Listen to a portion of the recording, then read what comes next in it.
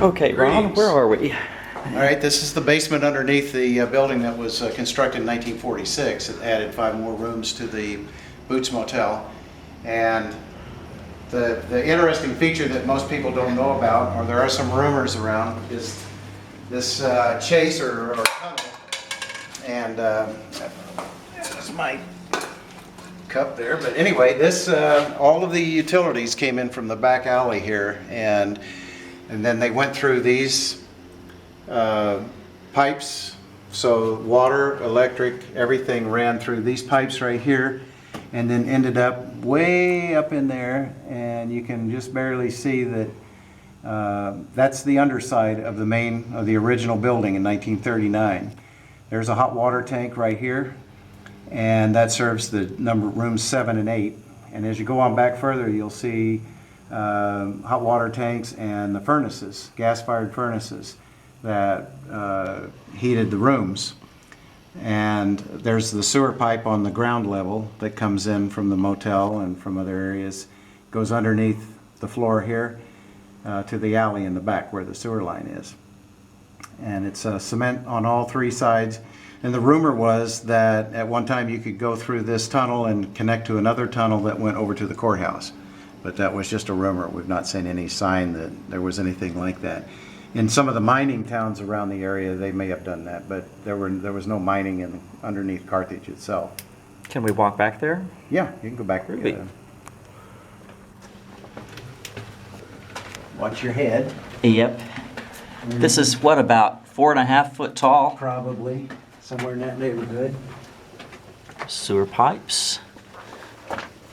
Somebody liked Keystone Light. Light, yeah. We haven't had a chance to clean it up yet, but nobody's real anxious to get back in here unless they're wearing miner's gear.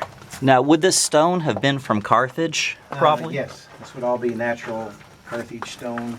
A lot of limestone used in the place, and I haven't really come back quite this far. As you know, it's getting a little shallow. Yeah, it's getting shallower and less interesting. You can see a lot of old pipe, old lead pipe there, and then it would break off to the sides of the rooms.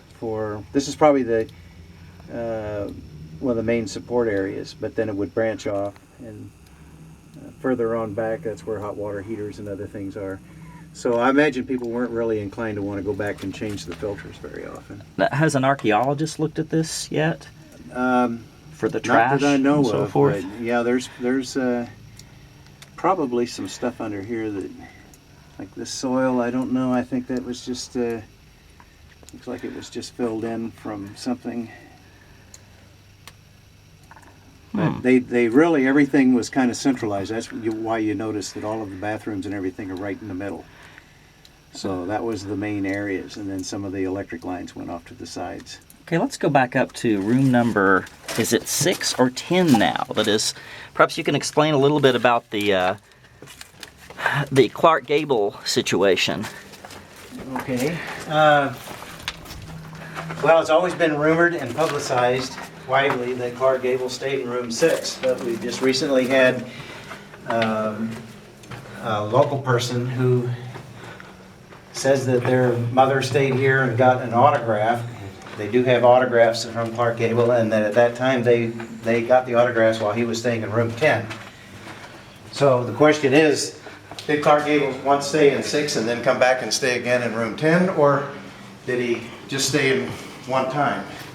A lot of people that came through the area in its day stayed in fairly often. They'd always go back to the same place, and this was about the only game in town for motels.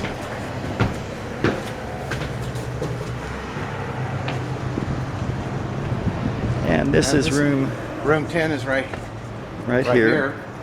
And again, this would have been one of the larger rooms. If Clark Gable passed through and it was after 1946, this would have been a brand new room.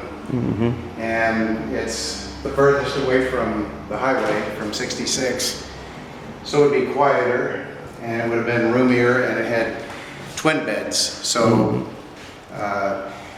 if he was traveling with a companion, they could have stayed here and had a lot more space.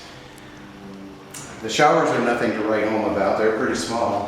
What are these? Oh, lighting Those were, units? lights, and there was a mirror here.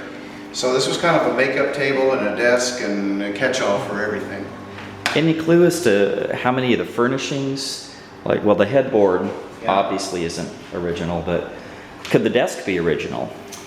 We believe that these are original because they're bolted in, and these were specially made and attached to the wall, so this is probably original.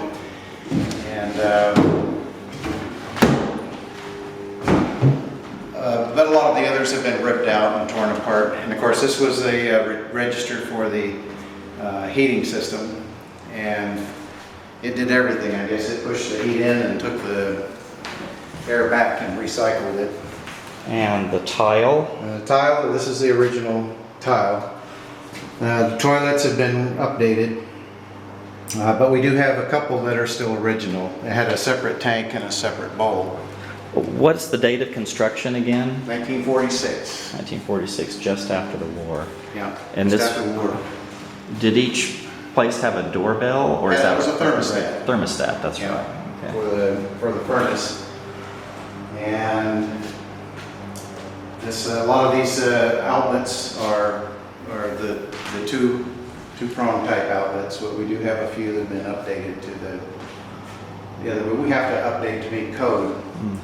But with a historic building, you're given some leeway as to what you can do, and sometimes you can get away with leaving things that might be older as long as they're safe. So. Now, was that adjoining room always Yes. there? A lot of motel rooms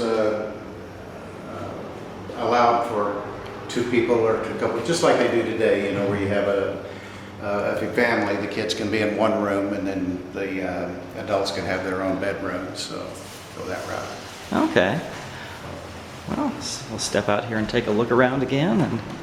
And now, when would you expect the boots to be reopened for people to stay in? Well, we're hoping to have some rooms ready by spring. Really? Okay. And because the owners have invested so much money just in the acquisition of the property, there's a need to get the income coming in as soon as possible. So that's why these 5 units here will be restored and rented for office space for people that are starting a new business or need office space.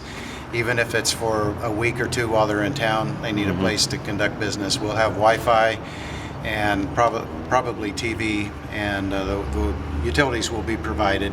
So it'll be easy for somebody just to move in right away and set up a little desk and have an office here. So this won't be a room for lodging, but an office room? Not initially. Okay. It's in phases. The first phase will be to take care of the original building and get it restored and get the rooms ready to rent. And then this building will be next. And then once that's finished and we're starting to work on that, finish that, we'll work on this. And so we're allowing people to sign a lease for up to 2 years for an office space, but after 2 years, we'll gradually get around to restoring these units.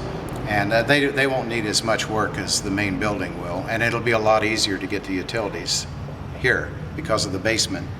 Okay, we'll take another look around the building before signing off. Now you can see that this land originally sloped. You can tell by the house across the way here how it also sloped down. So this was the original lay of the land, and that's what makes this unusual or different, is that they put this huge retaining wall in and put in the footings and everything for the motel while they had access to it, and then they backfilled all of this in and leveled it out.